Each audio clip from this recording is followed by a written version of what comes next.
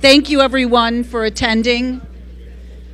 My name is Laurie Buonanno. I direct the Institute, and this is a SUNYMEU tradition to have an expert witness session before you launch into really intense discussions for the rest of the weekend. I'd like to begin my very brief remarks by thanking the Institute for European Union Studies, and in particular, the chair of our managing board, which is Greg Grab, who's Greg Grab. I don't know if he's in the auditorium right now. And I'd also like to thank Sally Crimmins-Villela from SUNY System Administration, who makes this happen every year for us. Now, this particular panel today is a collaboration of 3 Jean Monnet modules. That's the Erasmus Plus grant from the European Union. And that's Hofstra University, which is running a program for 3 years on EU anti-discrimination and hate crime policy. So you might want to check their website for different events. Babeş Bolyai University in Romania has been running a Jean Monnet module educating Europeans on digital teaching and learning in the field of EU studies and integration in the new member states. And then finally, the third partner is the Institute and SUNY Buffalo State University, and they are running a Jean Monnet module in the theme of European Union, African Union relations.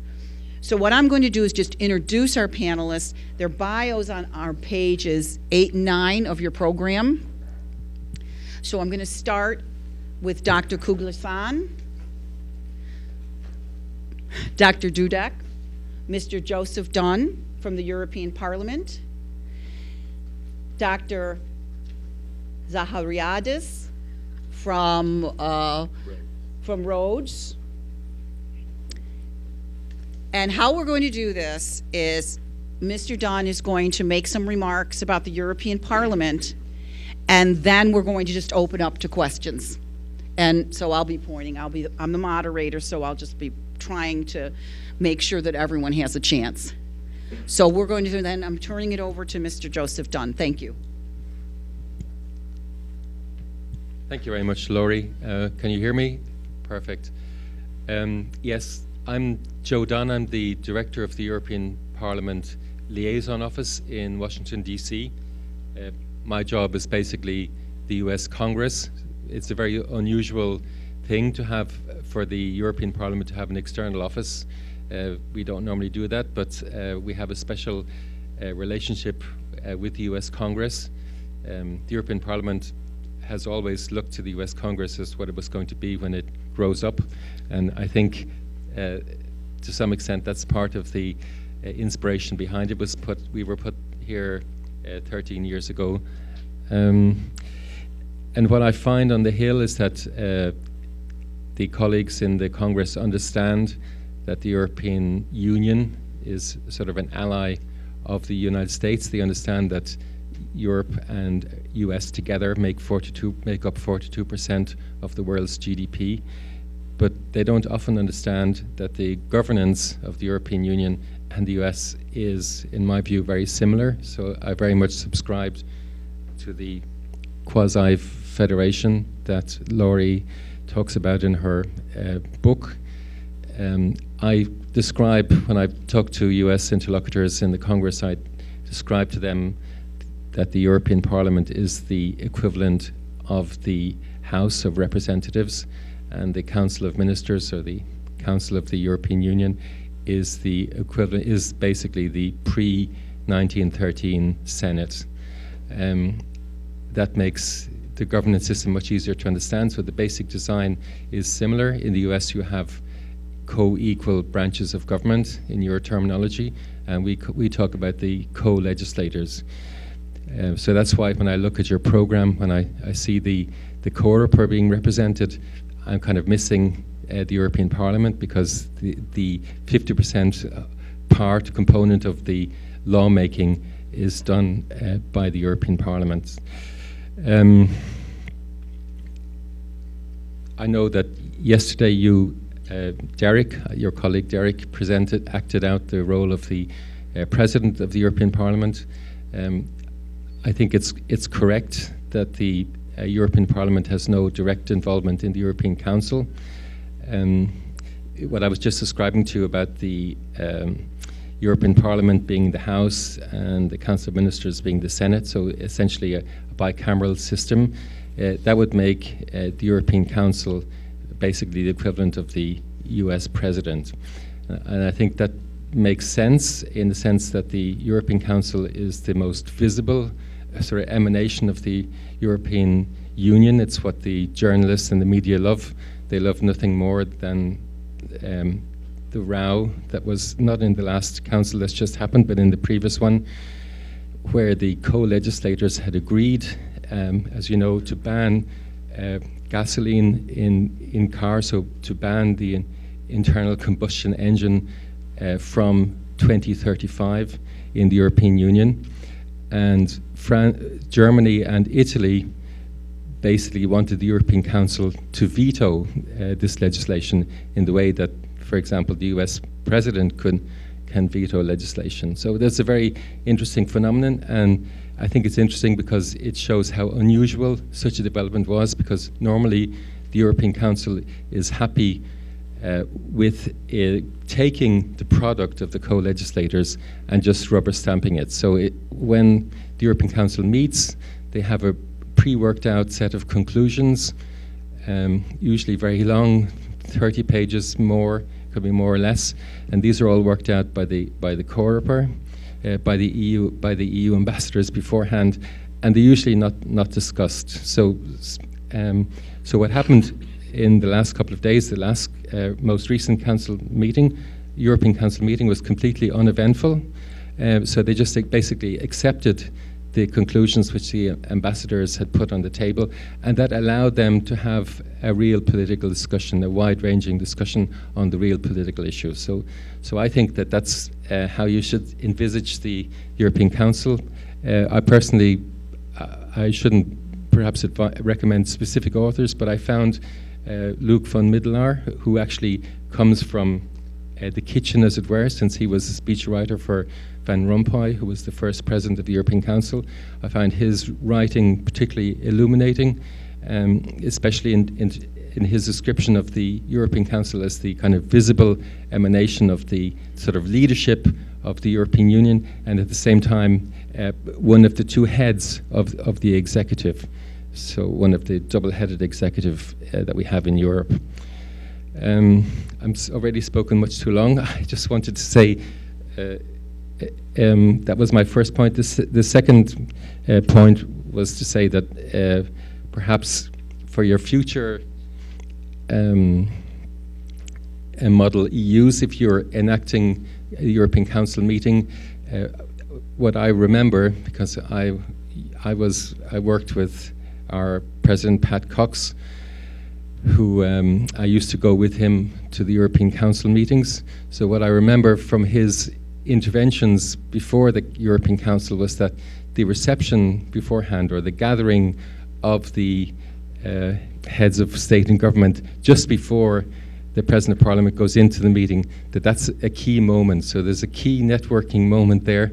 So if the President of the European Parliament has any, let's say, ambitions for another European job, let's say, as can happen to some European presidents, this is the moment where the President of the Parliament can network with prime ministers and heads of government. So I don't know if you can include that in your model EU, but I think the little sort of informal get-together before the formal meeting is almost certainly part of the politics. And then perhaps to finish on the story, since the European Parliament President's intervention in the European Council is not strictly part of the meeting doesn't officially or legally start until he's there, but the heads of state and government do listen to the President. And I know in the case of President Cox, he noticed when he was speaking that Mr. Chirac, was the President of France, was reading his newspaper, so he switched over to French, so he was able to speak French, and he got the immediate attention of Mr. Chirac. So there's plenty of drama and politics in these meetings. I'll stop there. Yeah, I'll stop there. Thank you. Thank you, Joseph. Well, that's an interesting parallel because I saw some heads of government with our student playing the European Parliament, but they weren't in Europa building. They were at the Irish pub politicking him last night. So that was their networking. Okay, so these are mainly questions on the agenda items. And so just let us know which agenda item, and let's get going. Let's use our time.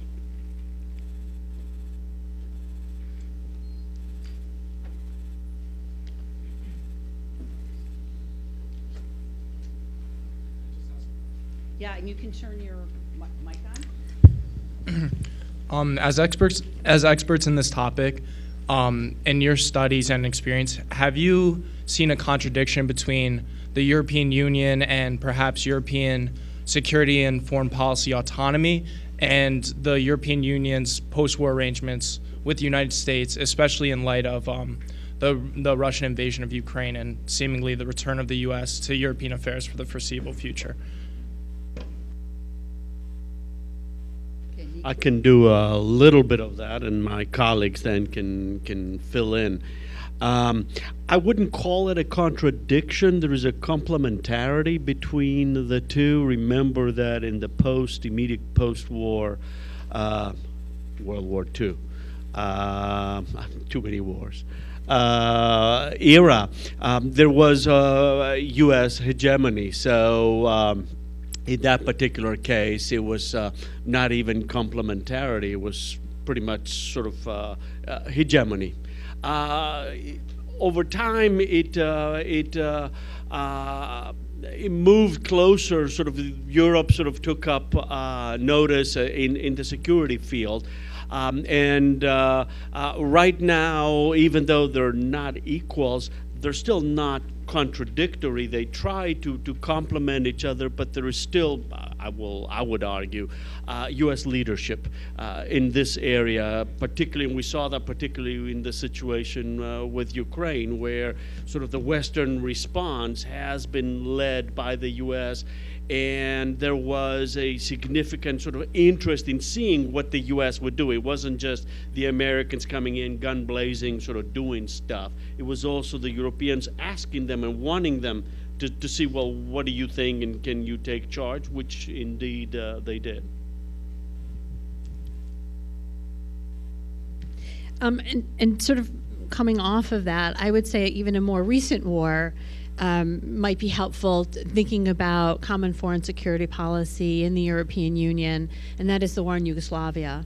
And I think, the war in Yugoslavia demonstrated, again, the United States really stepping in and being at the forefront of trying to stop the war in Yugoslavia.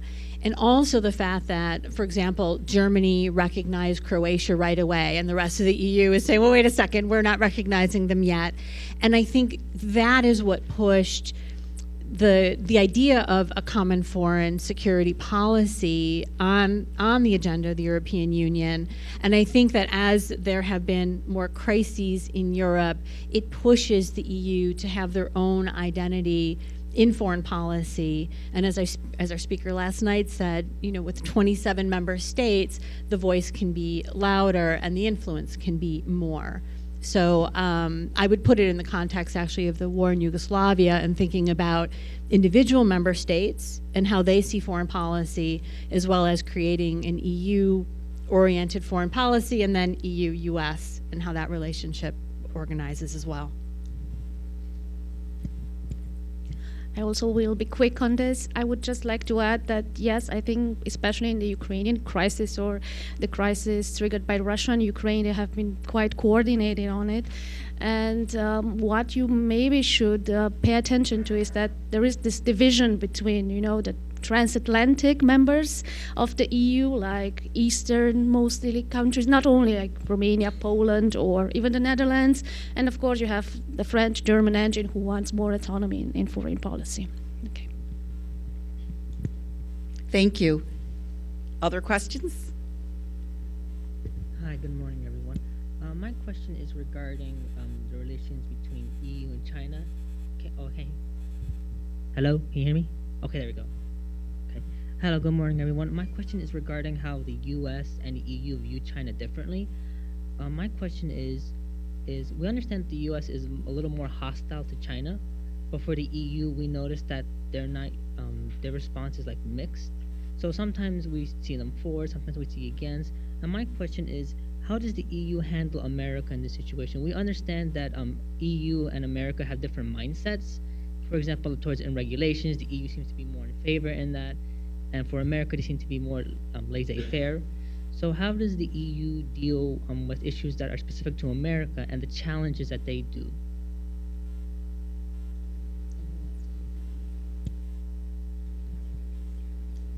So I'll try to take a piece of this. I think one of the things that the European Union has tried to do, and I've seen this in the REACH program, which is to regulate chemicals, is to be the leader on the globe. And so in thinking about regulatory policy, I think the EU has tried to get in front and to lead, because if they lead the regulatory policy, that means that all companies will follow sort of the EU's framework. And so in certain areas, they've tried to be at the forefront of that. And you've mentioned that the United States sort of stands, sort of more laissez-faire about regulations. And so vis-a-vis China, China's also trying to come up with some kind of regulatory framework, looser, of course. But I think the EU is really trying to set the stage that we will be the leaders in regulating industry. And we saw that in the chemical, the REACH program. So that's sort of one example that I would put out there. Yes, I think your questions are very current. These are really the issues that are in the air at the moment. In relation to China, I would say that the US is in the process of decoupling, or there seems to be bipartisan support for decoupling from China, whereas the European Union has much greater economic investment in China than the US has, particularly Germany. So it's more problematic for the European Union to decouple from China. And so the key word is de-risking. So the European Union is attempting to de-risk, whereas the US is trying to decouple. In terms of regulation, I absolutely agree. You are aware of the work by Anu Bradford and the Brussels effect. The Brussels effect was coined, I think, on the basis of the California effect.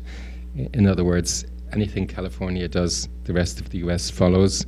And the idea of the Brussels effect is that Europe produces regulation, for example, the GDPR, famously the law on privacy, and the rest of the world follows. So the European Union has been described as a regulatory superpower, perhaps unfairly. I think the difference is that the European Union tends to prefer ex-ante regulation, whereas the United States prefers ex post. So the United States prefers for things to happen first and then to assess, what regulation, or do we need regulation?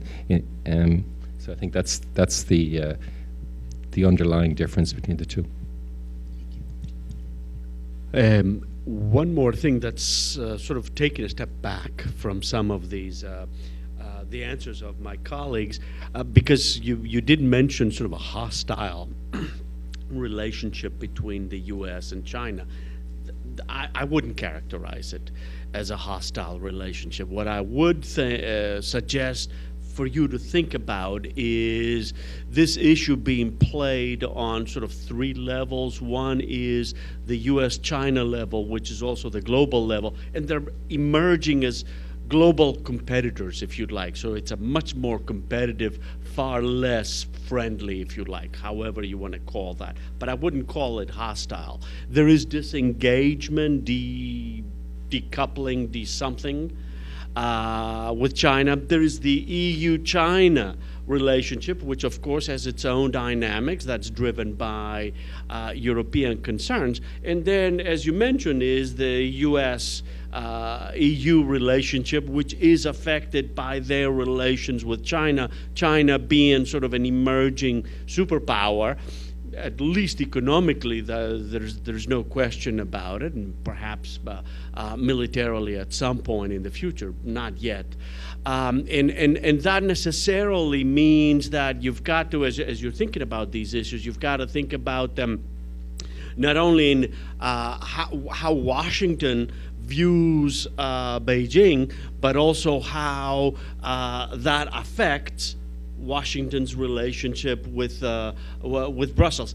I don't think, to be honest with you, and my colleagues may disagree with that, I don't think they view Brussels as a significant sort of other, if you'd like, in this relationship, rather than they see Berlin, perhaps, as sort of a major player in all of this stuff. So they'd be much more interested in sort of the national aspect of this Chinese triangle, if you'd like. But I think there is significant gamesmanship being played with these three sort of emerging poles, if you like. Just a quick comment on the EU's approach to China. So probably when doing your research, you, I don't know, discovered that the EU sees China as a competitor, right? As a partner and as a systemic rival when it comes to democratic values. And, you know, the literature or the academic literature tells us that the EU has trouble in dealing with China. It has to really compartmentalize in order to respond to China as a threat. And what I also believe is that the EU doesn't want to be caught in the middle between China and the US. And yes, I think also the EU wants to build more stronger economic ties with China. It signed at the end of 2020 it was called the Comprehensive Agreement on Investment, which of course benefited German and French economies, but was questioned by the European Parliament and by other member states who didn't like it because it was not really transparent. It was thought it only benefited certain member states.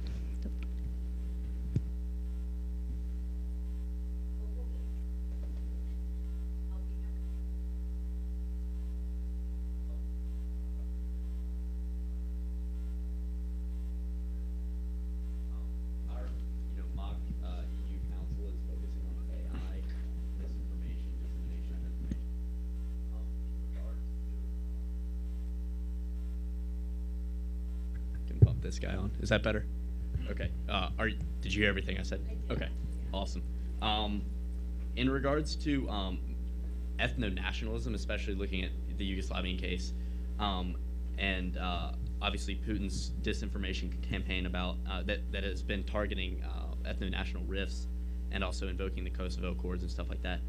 Do you see increased EU regulation of AI and misinformation as a potential tool against Russian aggression and the war in Russia and the war in Ukraine? That is an interesting question. So I would, what I would actually say to sort of back that up a little bit is looking at the Digital Services Act. And in that act, it creates for the European Union an opportunity to stop the spread of hate speech, committing hate crimes online. And the EU has been working at this even before the Digital Services Act. If you go back to 2008, there is a framework that deals with xenophobia and racism. And in that framework, it specifically states that member states need to create legislation to deal with a criminalization of hate speech, hate crimes, and also trivialization, and this is where we come back to the Russia piece, trivialization of genocide, and that's in reference to the Holocaust.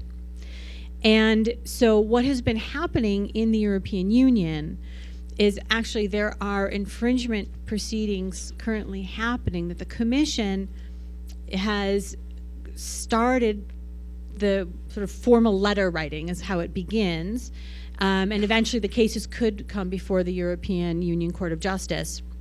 That there are some countries that have not transposed that legislation, criminalizing hate speech and so on. Why that's important is that if member states have that legislation on the books, what the Digital Services Act would allow them to do is that if you are in a member state and there's disinformation online, and in the case of what happened in Russia, with Russia, I should say, not in Russia, with Russia, it's a trivialization of the Holocaust, right? And so it creates a legal precedent then that within member states, you can at least have disinformation taken down, flagged, and taken down within the European Union. So there are some legal precedents, even before we get to AI, to take down that kind of content. And I think, you know, what Putin was using was a trivialization of the Holocaust. And so in that case, it's actually covered, it should be covered by member state law, and it's certainly covered by EU promotion of member state law to criminalize such behavior.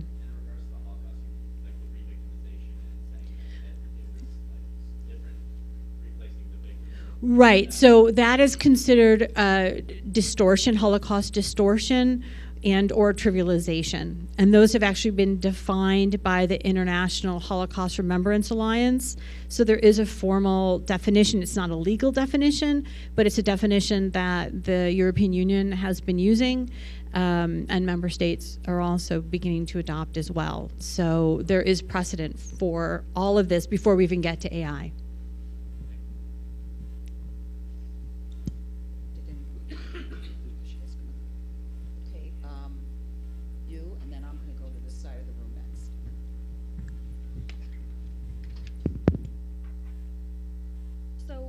On the topic of AI, the narrative on AI within our functional meetings, and like you mentioned, yes, the narrative on AI within our functional meetings has focused on its security implications.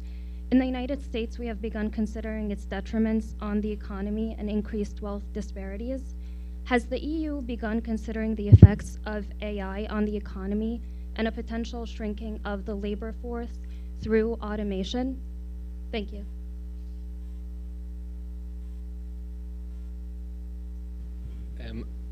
I think that's a very good question. I wanted to say two things, basically, that the European Parliament has two rapporteurs on AI, one in the Internal Market Committee and one in our Civil Liberties Committee. So I think the internal market viewpoint will look at the question of the effect on the labour market. That rapporteur is actually coming to Washington next week to talk to the US authorities and have discussions with them. And the rapporteur from the Civil Liberties Committee has already been in Washington talking to people, just to show you that the transatlantic dialogue on these important legislative issues is very active.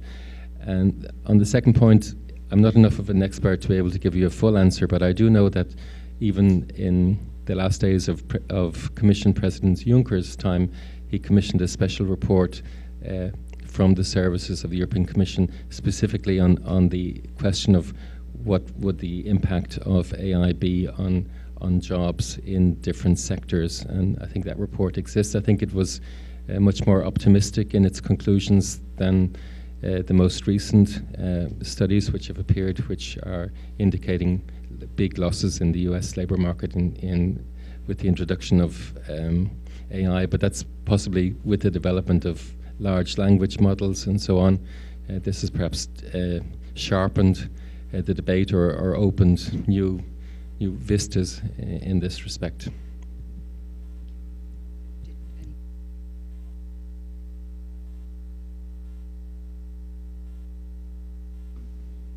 Hello, can you hear me okay? Perfect. So my question for you, and I appreciate Belgium, I know where I'm going to talk about AI again. The biggest thing for me is, in our recent discussion, we talked about education, a bunch of different things. My biggest thing is, if you guys are familiar with Section 5, when we talk about mobilizing private sector and their terms when it comes to mandating, misinformation and getting rid of that. So I just wanted to see your guys' kind of opinion on it, because there's a lot of different things in here that, personally I wouldn't be, kind of comfortable with, particularly when it comes to D, which I'm not sure if you're familiar, and I'll kind of reinstate it for everybody else. Companies that are non-compliant with the measures placed under the following resolution would immediate punitive action and dismantlement of the said company. So basically, to kind of sum it up, are you guys okay with, the European Union is its place to mandate private sector companies to regulate, civilian social media usage?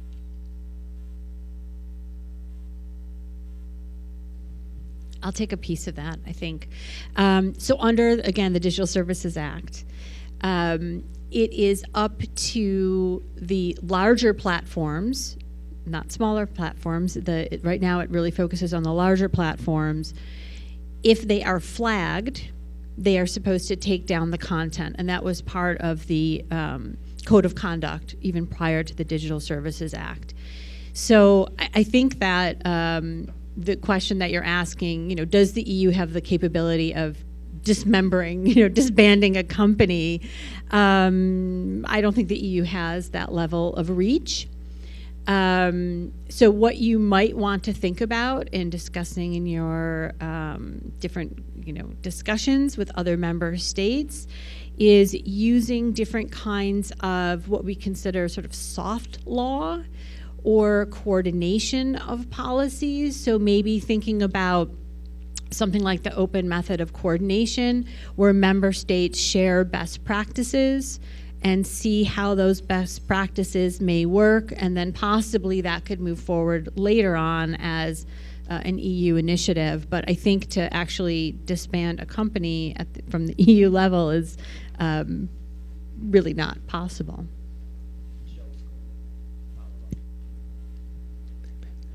I would very much agree with that. I think it's not possible for the legislator to ban a particular company, just as much as they would like to. The US Congress cannot ban TikTok, so or at least they cannot do it directly. Maybe they will find or they're looking for ways of making it impossible for TikTok to survive. So I think the same legal protections would apply in the European Union.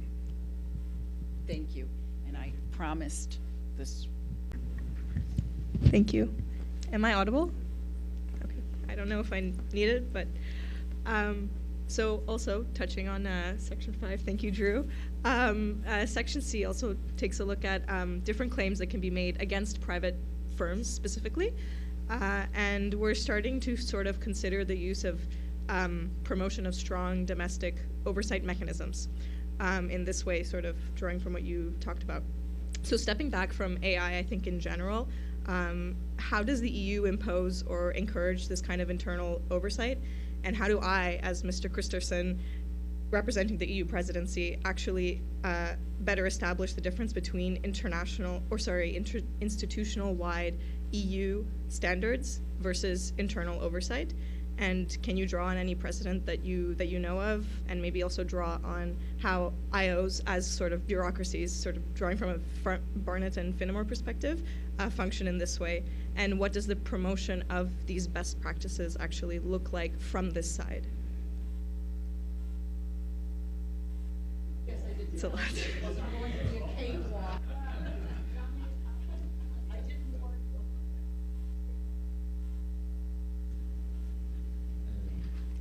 I think that's quite a bundle of questions there. Well, make a preliminary comment perhaps relating to what we discussed earlier. I think that there's a difference in Europe in terms of the freedom of expression, because the First Amendment right in the US goes much further than would be considered acceptable in Europe. So I think that's an underlying sort of psychological element underlying the legislation in Europe. So there is a feeling that it is possible to set limits on what people can say or do on social media platforms. In terms of oversight mechanisms, the usual way is to establish an agency. So I don't know the specifics of the AI area, and I'm actually can ask these questions of our rapporteur when I see him in Washington on Monday, and let you know post hoc, I know, but I can still let you know. I think the way Europe tries to do it is to set up a regulatory agency of some sort, and this could be either a network of national regulators, which is the case in the telecom sector, for example, or there are other mechanisms, but I think they would try to go beyond a mere code of conduct or mere self-regulation. I mean, that's That's my first attempt at those very difficult questions. Thank you. I think if I can come off of that, I think, another idea to throw in there is you're focusing on states. And another option, and this goes back to the code of conduct, is what is the role of NGOs? It's mostly NGOs that are doing the monitoring as part of the code of conduct. So that might be another option to think about. What is the role of non-state actors in enforcing regulation? Okay, so I'll turn to this side of the room now, and that's you, and then you'll be next. So my question is going to drive away from the topic of AI, and mostly want to talk about the African Union and the European Union's collaboration. So we all know that China has huge investment in the African continent, and with that, the European Union with the United States are trying to combat the rising power of China in the African continent.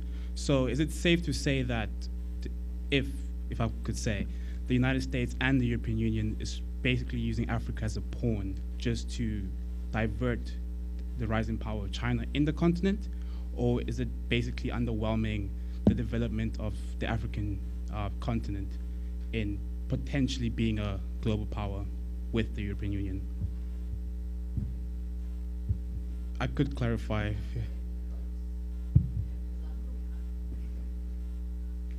An IR guy. Okay, I guess I have just become the expert on this issue. My thinking about this is slightly different than what you sort of seem to be implying, or at least maybe thinking, if I read you correctly, if I read between the lines correctly. China has made significant inroads in investing in Africa in ways that are, at least to me, seem irreversible right now. So what seems to be happening is the Europeans and the Americans are playing catch up with what is going on over there, rather than thinking of sort of moving to combat Chinese influence. They understand what that means. I think some of the African governments are also starting to see what that means in terms of being very much affected by Chinese investment and the conditions, the conditionality that comes with all of this stuff. Though, of course, the problem is if you have nowhere else to turn, well, that's it. You have to take it as it is. So I see Africa as a playing field, if you'd like, unfortunately, of the various sort of economic superpowers, if you'd like, vying for control. Resources, obviously, there are many resources. Where does this leave sort of the indigenous Africans and the governments themselves?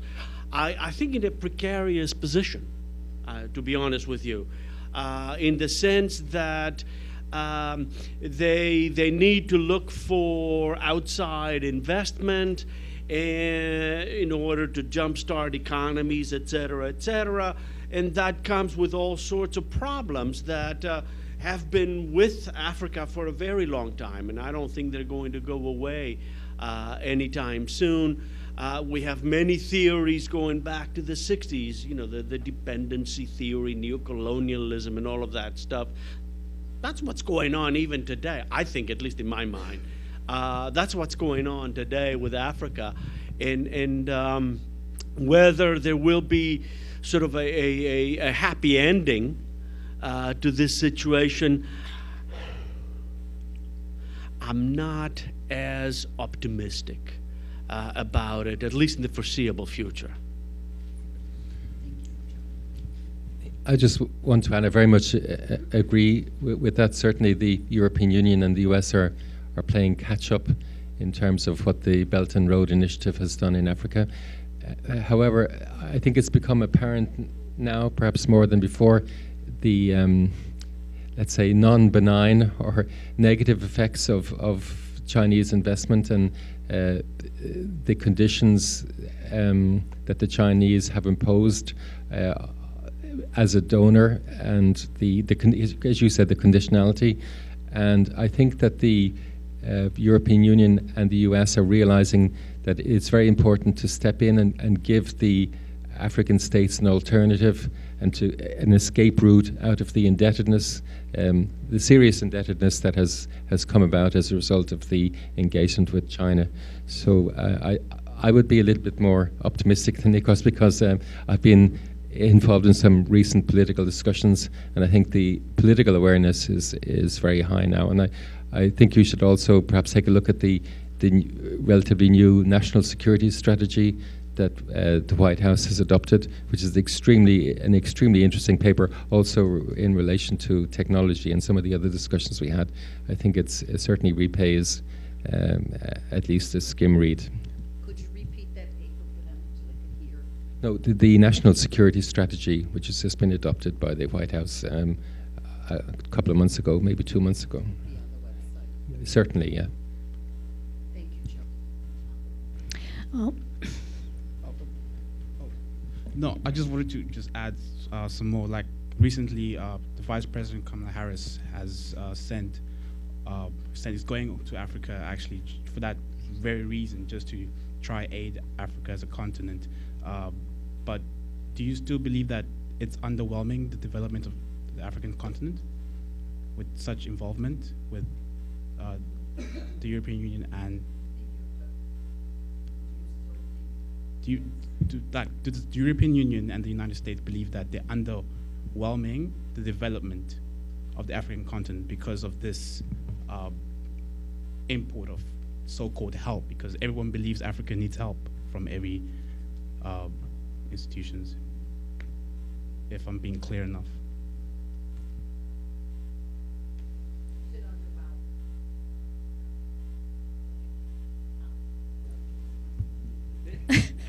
You're putting on me.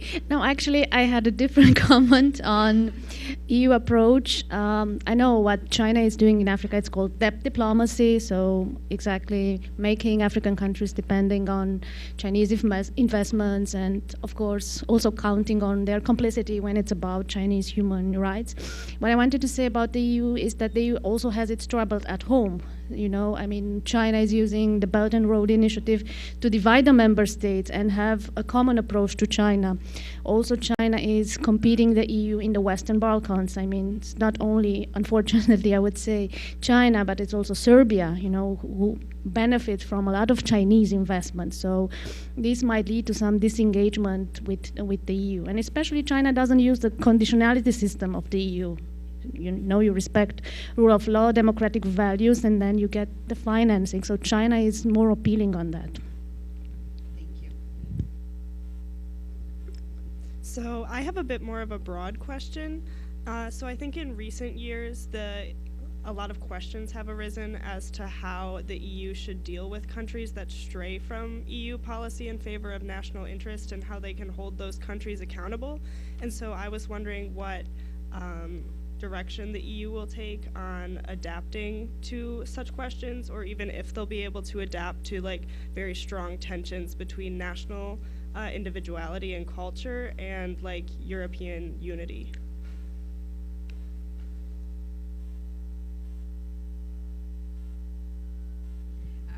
Just if I can ask, are you referencing Poland and Hungary as bad actors? Is that what your question is? If I can just be blunt, is that yes. okay?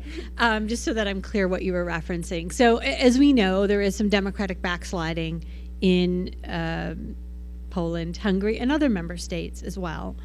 I think some of the mechanisms that the European Union has tried to use is the court system. So the European Union Court of Justice, this is through the infringement procedure, has placed fines on these countries. So that's one mechanism. They're still bad actors, right? The other mechanism is using the budget. And so these member states that we've mentioned have not received some of the COVID relief funds because of the democratic backsliding. So the European Union has tried to use finances as a way of getting these countries to comply with rule of law. obviously, there's still rogue actors, so it hasn't been as successful as I think had been hoped. Well, and that's absolutely correct. Just to maybe to add to that, I think the authors of Article 7 didn't have the imagination, or nobody thought that there could be two rogue actors or two recalcitrant member states at the same time. So the idea was that there would be one bad actor and the others would gang up on the bad actor and fix things. And no one imagined there could be two at the same time who would support each other and make it impossible, institutionally impossible, to isolate the recalcitrant or rogue member state. I think the use of the budget has had some success, certainly with Poland. So I think there is at least some positive developments there. I think Hungary is, in a way, the headache or the migraine of the European Union at the moment, and I think nobody really knows. I think people are just hoping that the Hungarian people will eventually solve the problem, or the Hungarian electorate will eventually solve the problem. But Mr. Orban is making it even that very difficult in terms of, exactly. And what I would like to add, while agreeing with all my colleagues, you have to remember that these are political issues. And while, the legal tools that are being used are interesting and important, at the end of the day, they're going to have to be solved politically. It appears we're not there yet. And part of it has to do, at least in my mind, with sort of the complexity of the deals that are going on in the EU. That is, there is no one thing that you have to sort of look at these bad actors, so to speak, and say, you've done this, hence this is what's going to happen, because there are all sorts of other deals that you need their support. So a lot of it is sort of a balance of actions that are having sort of the kinds of results that you want without necessarily taking it to an extreme. And it's very clear to me that EU member states do not want to take this to an extreme, though they could, but they're not interested in doing so politically. So it's going to linger for a while without necessarily any sort of resolution per se.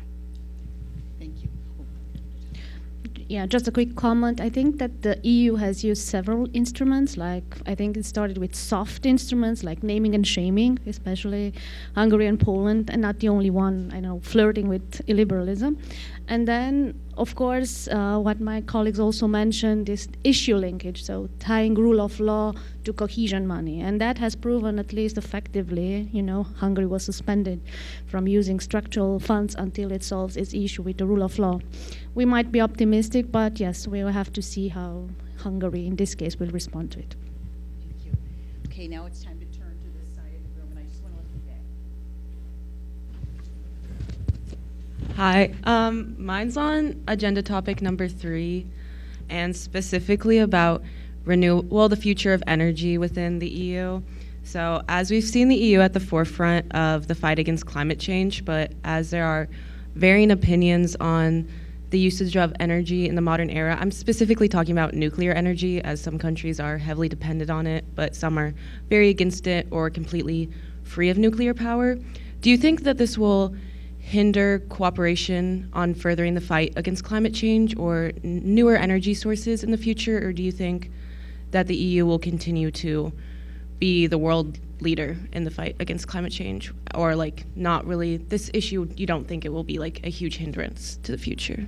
Yeah, thank you.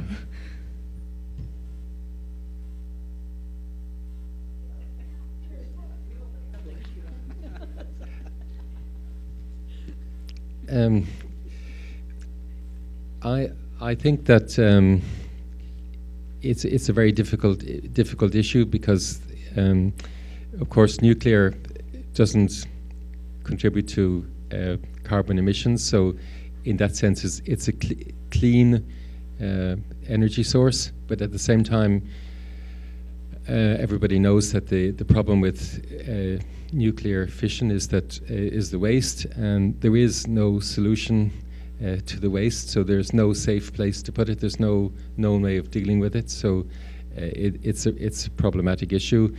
And at the same time, as you correctly suggested, we have France, which is 70% dependent on nuclear, and are the main proponents of including nuclear among the kind of solutions for climate change. My guess is that nuclear is in there, that the French have won the political battle for the moment, but I think eventually nuclear will be removed. I think the whole issue has been complicated by the war in Ukraine and the fact that several member states were forced to postpone, the doing away with nuclear, and so Mr. Putin has upset the whole energy equation, and that affects, of course, the progress towards net zero. But I think the European Union, as you said, I think is very determined to get to net zero whenever they can. Hopefully in 2035 or maybe 2050. I don't know anymore, which is the sort of deadline. I think that nuclear is there, but it won't stay that way. I cannot see that as a sustainable solution for the foreseeable future. Yeah, let me add just a minor element to all of this stuff, and that is, I think that I agree that the EU is determined to stay the leader, not just to be, but to stay the leader in sort of going net zero. And I think they will.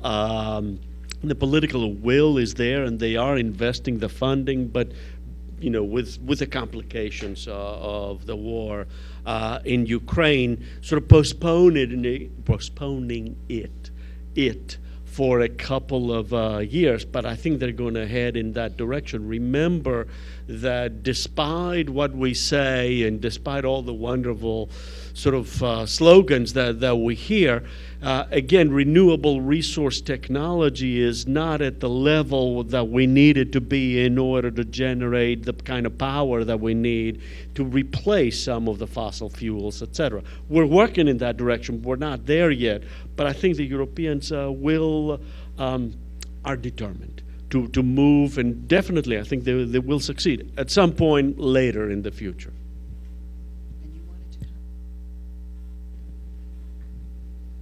Yeah, I would just want to add, it's true the member states that are a bit divided on the nuclear energy issue. I think also for countries from Central and Eastern Europe like Poland, Romania, especially Poland, who relies on coal, it's a way to assure, this green transition to nuclear energy. But not all member states dispose of nuclear plants. Germany closed them down. So there is this discussion now, and I've seen in your proposal that you want to use the enhanced cooperation mechanism in this direction. There is this discussion between member states whether nuclear energy contributes to, of course, to the Green Deal cutting of gas emissions. So this is the issue. This is the issue at hand.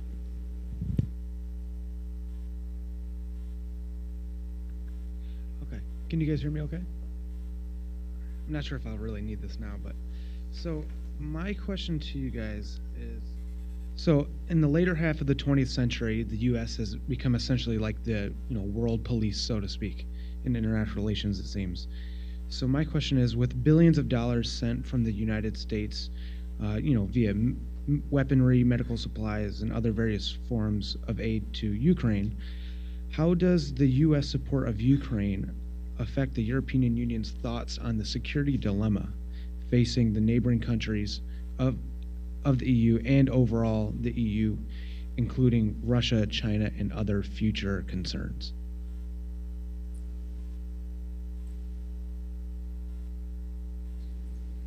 Wow.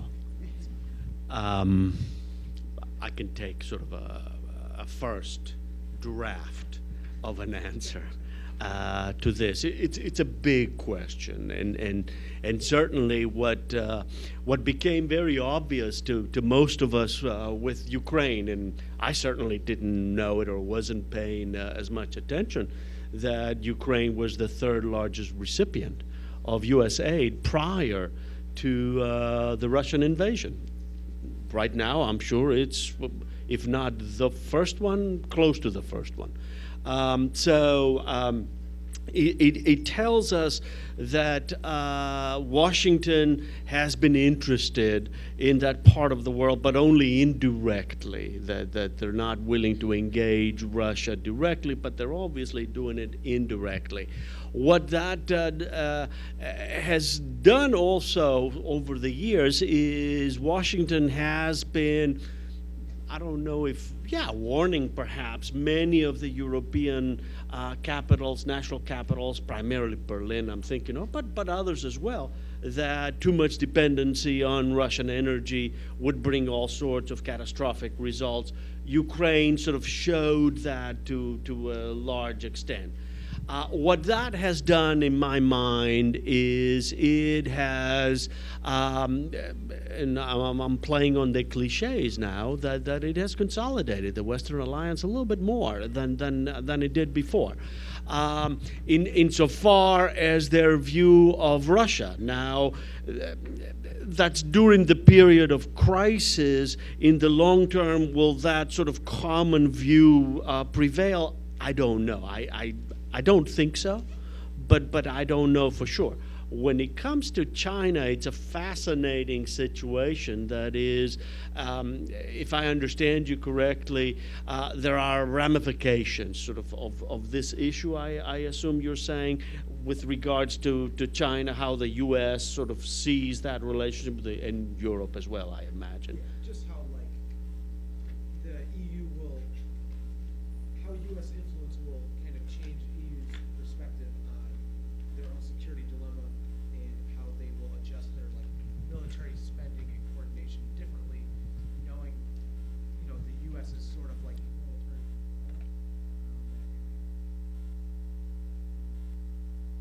Well, I think it has already affected it significantly, actually, or at least with the commitments that there have been announced. And I think there has been a sea change in terms of attitude on the part of the European leadership in seeing some things that perhaps they didn't want to see before or couldn't, or whatever the case may be. Now they're seeing them a little more clearly. So they'll pick up some of the burden, I think, on their own. Will that affect sort of how the U.S., the EU-U.S. relationship when it comes to that? I don't think so. Okay, before Joe jumps in, co-repair, get ready, because we're looking for a question from co-repair. And if you don't ask one, then I'm asking them a question on that one. Search and rescue, voluntary, solidarity mechanism, whatever. So we're going to have Joe address this. There's still plenty of time. It's only 11:48. We end at 11:55. So, go ahead. No, just fully agree.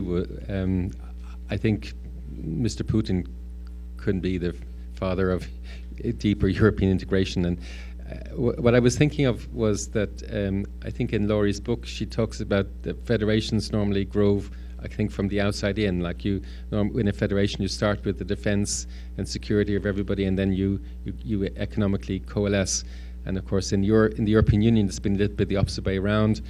Because of the nuclear umbrella of the United States, the European Union was able to coalesce, integrate economically, but it hasn't integrated its defense. And now, of course, that there's an awareness, particularly since I think this spectacular moment of President Trump's visit to Brussels when he announced that the US might withdraw from NATO. And I think you could see on Mrs. Merkel's face and on the face of the European leaders the realization that actually Europe can no longer be sure that the United States is going to keep its umbrella over Europe.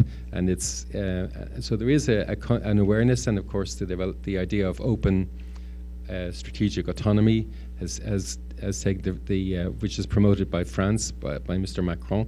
But I think there's general acceptance that in Europe, that Europe actually has to step up to the plate and has to invest seriously in defense. And Mr. Putin's war in Ukraine has certainly accelerated that.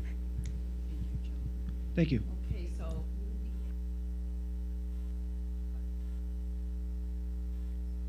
great, thank you. Hi. So what we're talking about is the maritime component of Frontex, and I just want to question, like, we are a group of member states that are closer to, I think, Russia and the Arctic more than the Mediterranean Sea. So how do we go about really instilling ourselves in that area and making sure that the issues that are in that area are resolved, not in just those smaller states that are a part of the Mediterranean, such as Malta or other things? Because as France, we understand that there's only so much we can do, but how do we instill ourselves further? Thank you.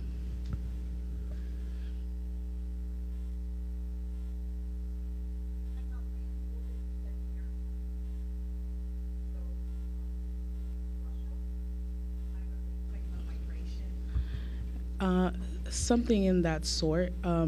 The first recommendation for us was to basically figure out the European Coast Guard and how they're rescuing such migrants that are on the ocean. But from a few points of the European states, we don't really understand, like, say if you're Czechia, you're so deep inland that you're not around the Mediterranean. So how would we make sure that even though they are so deep inland, how are they going to help the migrants that are around the Mediterranean Sea?